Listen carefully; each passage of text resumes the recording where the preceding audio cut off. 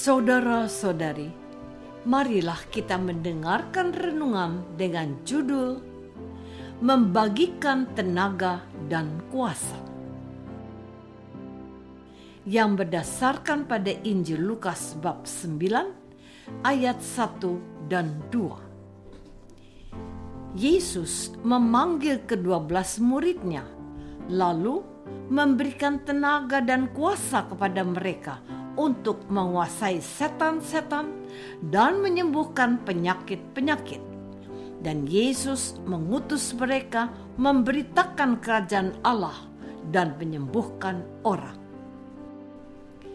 Dalam nama Bapa dan Putra dan Roh Kudus. Amin. Saudara-saudari terkasih dalam nama Tuhan Yesus Kristus. Kerajaan Allah yang Yesus wartakan berbeda dengan yang diwartakan ahli Taurat dan orang Farisi. Perbedaan paling jelas adalah Yesus mewartakan kerajaan Allah dengan kuasa dan tenaga. Lewat kuasa dan tenaga, Yesus bisa menyembuhkan orang sakit dan membuat berbagai mujizat. Cara Yesus ini ternyata amat ampuh dan berhasil. Umat Israel pada khususnya dan bangsa-bangsa lain di sekitarnya menjadi begitu bergairah dengan apa yang Yesus wartakan. Yesus mampu menghadirkan wajah Allah yang tidak hanya melarang dan memberi berbagai peraturan, tetapi ikut serta merasakan penderitaan dan kesulitan manusia. Keikutsertaan Allah merasakan penderitaan dan kesulitan manusia dijawab Yesus dengan memberi makan kepada orang lapar, menyembuhkan orang yang sakit, dan membebaskan yang terbelenggu. Hal ini tidak bisa dilakukan orang biasa, termasuk ahli Taurat dan orang Farisi yang menguasai kitab Taurat.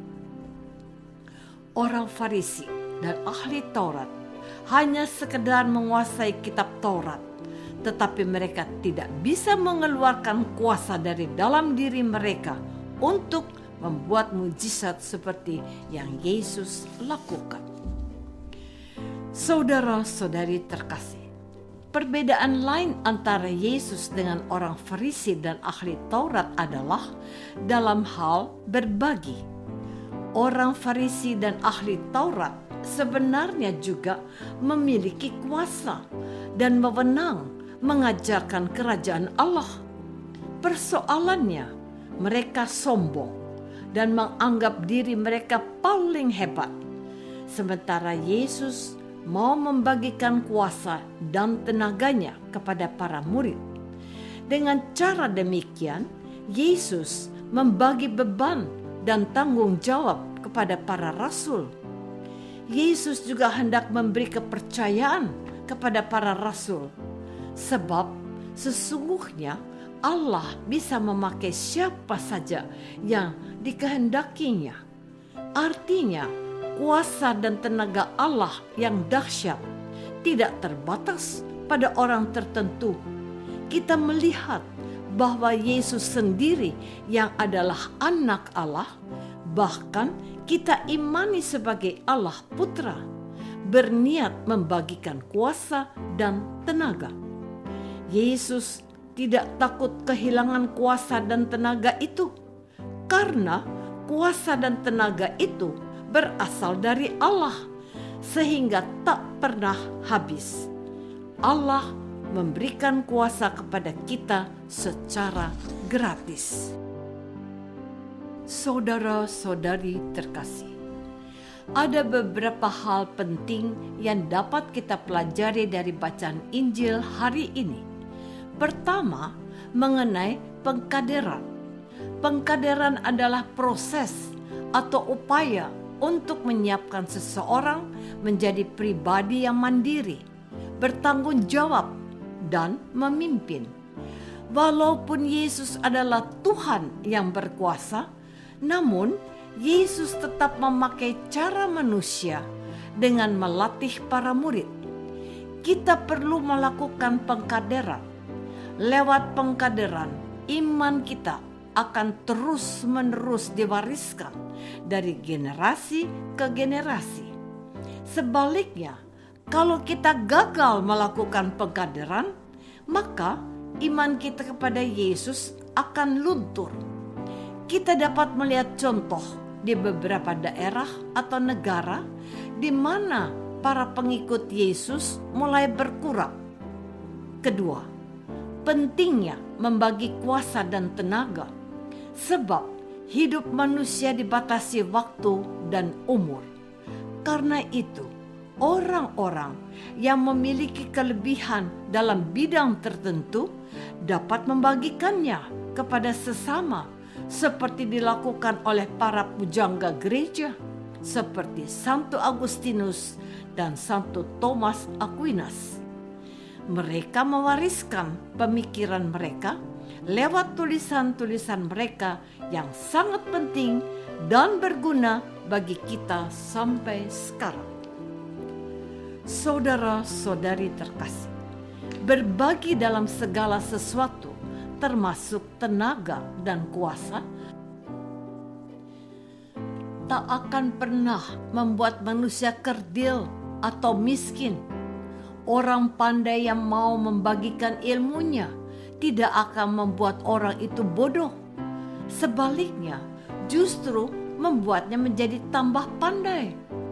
Orang kaya yang rela berbagi dengan yang berkekurangan tidak pernah membuatnya menjadi miskin. Sebaliknya, membuat orang itu bertambah kaya.